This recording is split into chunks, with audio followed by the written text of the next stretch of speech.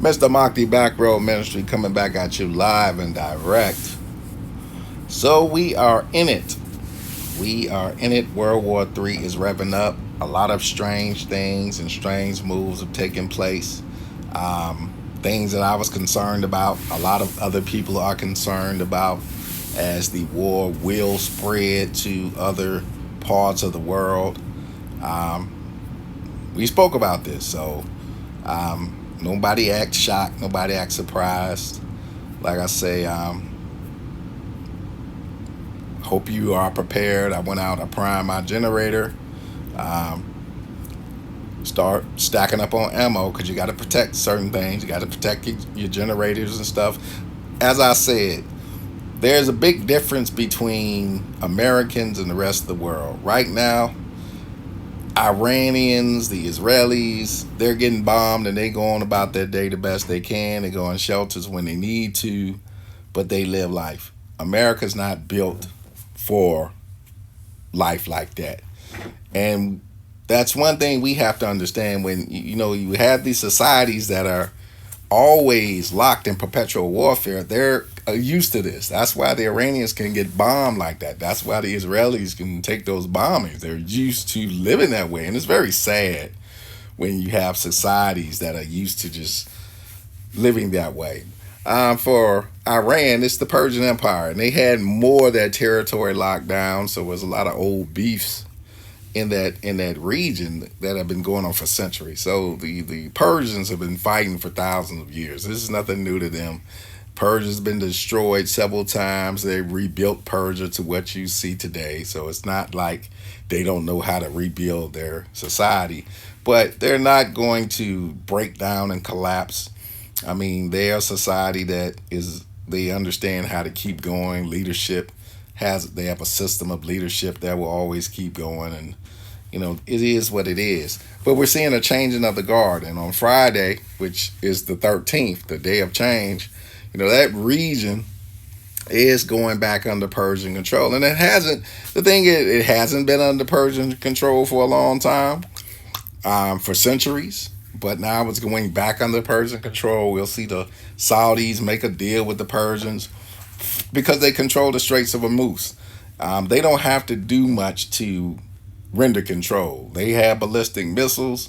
And they ain't got to meet you with no Navy. They don't have to do Navy blockades like you had to do back in the day. There's no reason for that. If I can hit you with a ballistic missile, you're not going. And we're talking about tankers. They have no way of defending themselves. The Navy can't go into the straits because it's like a shooting gallery. They wouldn't stand a chance. So they're not stupid enough to take naval vessels into the straits. I mean, it's not a big passage, and it's not really any way you can defend your assets if you go up in there. And the problem is, it makes it very hard for subs to do anything because there's nobody to attack. The Israelis don't. I mean, the Iranians. Oh, excuse me. The Iranians don't have a navy like that. They don't have submarines and all that. The Persians have never been known as a naval force. I mean, we can look through the history books, but I don't remember the Persians really being a naval force like that. I mean, they're more of a land army, but they're not a naval force. So that's one of those myths that keeps getting thrown out there, that they have this massive navy. No, they don't. Now, something I did see is them giving up information about a underwater bunker. And if I'm any military, I'm not taking that bait. Remember that America has submarines.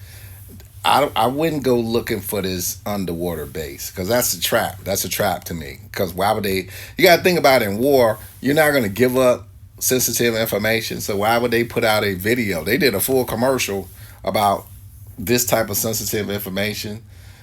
It's a bait move. It's trying to get you. If you're stupid enough to go look for it, there's no way you're gonna get to it. I think it's a trap for subs. I wouldn't even go that route because apparently they got something where they can hit a sub.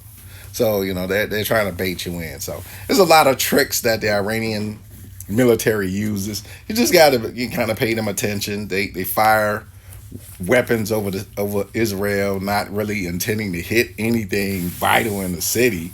Really, they're targeting other things.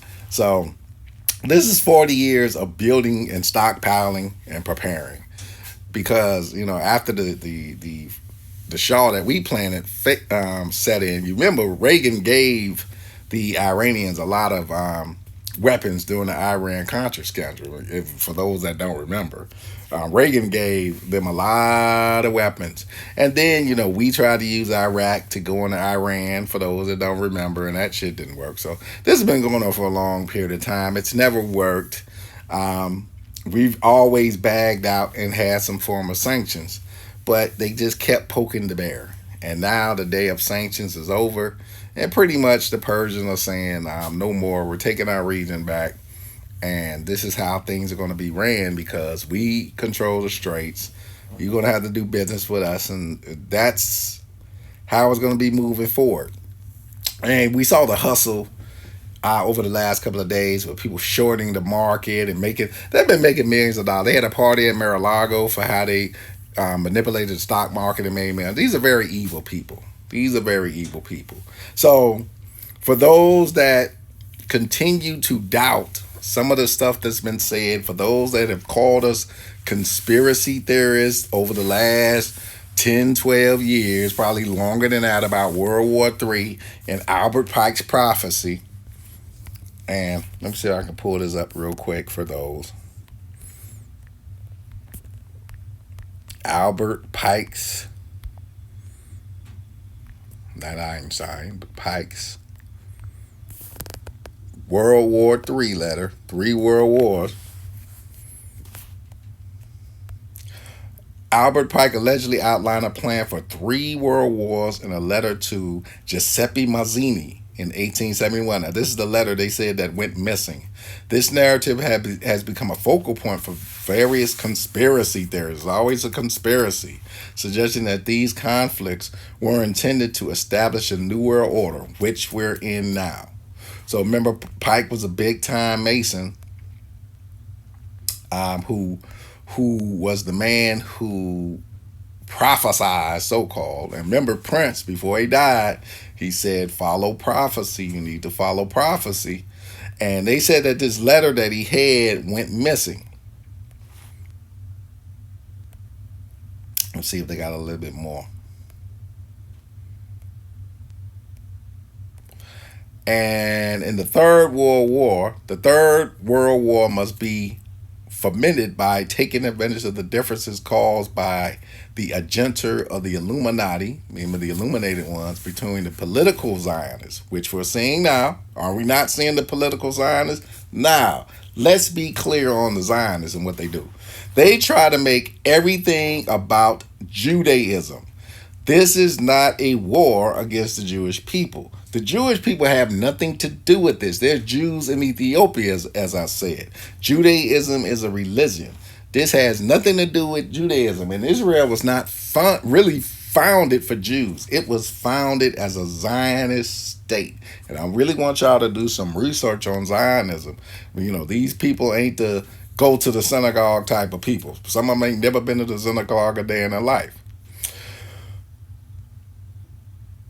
So, the difference is caused by the agenda of the Illuminati between the political Zionists and the leaders of the Islamic world, which we're seeing now. The war must be conducted in such a way that Islam, the Muslim Arabic world, and political Zionism, the state of Israel, mutually destroy each other. Are they not doing now? Meanwhile, the other nations, once more divided on this issue, will be constrained to fight to the point of complete physical, moral, spiritual, and economic exhaustion. This shall unleash the nihilists and the atheists, and we shall provoke a formidable societal cataclysm, which in all its horror will show clearly to the nations the effect of absolute atheism, origin of savagery, and the most bloody turmoil. Then everywhere the citizens obliged defend themselves against the world minority of revolutionaries will exterminate those destroyers of civilization, and the multitude delusional with Christianity, whose deistic spirits will from that moment be without compass or directions, anxious for an idea, but without knowing where to render its adoration, will receive the true light through the universal manifestation of the pure doctrine of Lucifer, brought finally out into the public view. So, this is where they want the world to go. They want their true God leading the world. And their true God is demonic. Their true God is evil in nature. Their true God wants to stand on top of the throne. This is holy war. This is not religious war. Holy war is when the forces, the elements of what we consider good and evil must collide and must converge. When the powers that be come, when portals are open, portals will be opening. These are things that we told you about a long time ago, but now you have to begin to see at a higher plane, because that's where these people are. They'll destroy what's in front of you, this reality, to create their own sick, twisted reality. So we're seeing the destruction of civilization, and you got to be prepared for that. And you got to put your back against the wall, and you have to hold on to the idea of the creator. And we have to work together to be able to survive this. That's the only thing that's really going to keep us alive, each other. And we have to come out of, you understand the differences of each other. And once we know we have differences, we have different cultures, we have different everything, what is the common linking? The common linking is the one creator. And that's what we keep getting away from. We have to get back to we all have one creator. And once we get on that flow, and we're one source and we're one energy, then we'll be able to live together. There's no reason for money. Think about it. Is there really a reason for money? Is there really a reason for money? If I can give you lights, I should just give you lights. If I could give you food, I should just give you food. If I can give you counsel, I should just give you counsel. Star Trek is a perfect example, and I know people say you way off there, but Star Trek is a perfect example of civilization learning to live with one another. Now, it goes chaotic when they go into the world, of course, but it's a perfect example of a civilization just learning that, hey, we can just live together. We can just enjoy each other. It's not about wealth. It's not about power. It's not about, profits. Now, when you get into the galaxy, then it becomes about that. But, getting back to a pure source of life, a pure source of living. These people, they're not about that. They're about their God, which is a God of evil ruling the world. That's really what they're about. Dark masonry. And that's the problem that a lot of Masons have to understand. There are several books of Masonry if you actually read them. And there are dark Masonries and dark Masons. And they really want true control of the world. True control. The type of light they want to bring to the world is a blinding light. And I ask my Masons out there to start reading, because we're going to need you guys to kind of combat some of this stuff that's about to take place. But this is where they are. So that letter is not a myth. It wasn't a myth. And now the prophecy is in front of you. The Third World War is here. And you see everything. You see words and numbers. We talk about numbers, 47, 47. How many times have you heard the number 47 during this war? How many times has Trump used the word 47? How many times has Hexef used the word 47? 47 is the number of foundations. Euclid's 47th problem. This is the checkerboard boards running this production. All that other crap that we were talking about, and not to knock certain people, but this whole thing about the Jesuits and this, they're a part of it too. But these are all master masons, illuminists. These are dark societies that have been here for generations, for centuries. You think the Iranians are not a part of this? This is the Persian Empire. Of course they're a part of this. They're all playing the same game. Think about the Persians and the game they're playing with the Shah of Iran. You think they didn't want the last Shah dead? Of course they did, so they can bring in the 56-year-old Shah. Then you're seeing the number 56. Remember coronavirus? We had 56 being flung around. These are all the numbers of change. New World Order. These are all those numbers that we have to be mindful of. And real quick, let's pull up New World Order, since we've been in the New World Order for a long period of time. Remember, old Daddy Bush is the one who throughout the New World Order first started talking about the New World, but it's something that he learned from Granddaddy Pike, you know.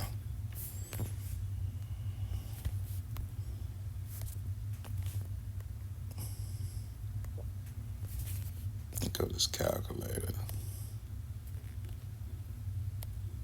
All right, so I'm going to throw out a couple of things. So Iran,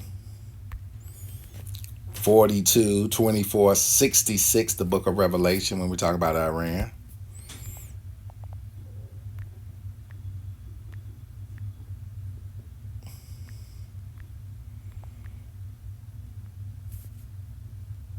I hope I'm spelling Israel right.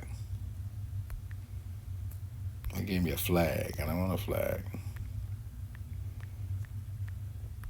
So Israel, 64, 28, 98, 44, the kill code when we talk about Israel. America, of course, one of the players in this.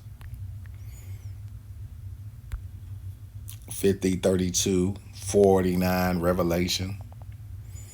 Trump, all in this. 47. See, I have Trump is 47. He keeps flogging 47 this, 47 that. He's the 47th president. So this is the prophecy of Trump. I mean, we talk about Trump as the night commander. I mean, we put that out a while ago. He's the savior of Israel. Where really he's the destroyer of Israel. That's how he's going to save Israel, because Israel is getting blown to bits right now. But we said Israel had to fall for the next tower to be built. So we're seeing a destruction of Israel.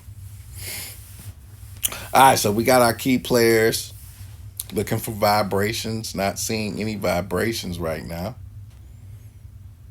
44, 64, but these are our key players: Trump, America, Israel, and Iran. There are key players. Now, the threat of nuclear war is still on the table, so don't think that we're out of the threat. Trump keeps going back and forth like he's willing to fire a nuke. If he fires a nuke, somebody's going to fire a nuke at us. And that pretty much takes everything down. That pretty much destroys civilization. So, you know, at any time we can go there. Don't think that this reality could last forever. At any time somebody could fire a nuke, and that'll be it. Because once one person fires a nuke, somebody else is going to fire one back. It's going to happen. So just mentally preparing for that. That these fools are willing to go to lengths of total destruction to rebuild the world in their own image, because that's what this is about. Them building the world in their own image. And you got to be mindful of that. So we got other players that's about to slide in. My big concern, of course, is North Korea, South Korea, because they took the means of protection from the South Koreans, didn't talk to the South Koreans about their means of protection. And right now, Kim Jong-un is preparing to fire on South Korea. Remember, there is no the only thing they have in place in South Korea is a ceasefire. That's it. There's nothing else. There's no peace treaty. It's just a ceasefire. It's been going on for years. And at any time, somebody can fire in that ceasefire. Right now, South Korea cannot protect themselves because they've taken their interceptor missiles and moved them to Israel. Right now, Israel is finished. That's why they don't want to show pictures. But after these next couple of days and countless and then the salvos, there's not going to be much left. There's not going to be, especially when they start targeting civilians inside of Iran, they'll start targeting civilians in Israel. But we're seeing the collapse of these civilizations and societies, and that's what the Third World War prophecy was all about. And it's a prophecy to bring in their vision of God to run the world. They want to run the world in their own eyes. They want to run the world in their own eyes. They want their own vision. They want their dark lord to run the world. And when we talk about opening up portals, let's go back to these portals. Let's go back to these portals, these colliders, these major systems. Their lust for dark energy. These things are real, people, and we're about to start seeing them. So we are in their game. I hope you realize this. They're manipulating stock markets. They're doing everything in their power to create total chaos and keep everything in the place of destruction. Get ready. Go out. Let's make it our mission to stockpile. We're going to stockpile on rice and beans. Don't even worry about the meat. Stockpile rice and beans. Get you a barbecue grill, coals. Start studying how to make fire. So if you do have to make fire on your own, you know how to use the science of making fire. Fire is a science that we definitely have to keep doing this. It's a science that we all have to master. So how do we make fire in these situations so we can heat ourselves and we can feed ourselves. We can heat up food and do things like that. As long as you can make a fire, you're good to go. Fire and get you some fresh water. Now that's the thing, keeping the water fresh. If we go to nuclear war, there is no fresh water. So that's the only thing about nuclear war. It contaminates and poisons everything around it. That's why we don't want certain things done. So it's Mr. Makti, Back Road Ministry. Peace and Haggery.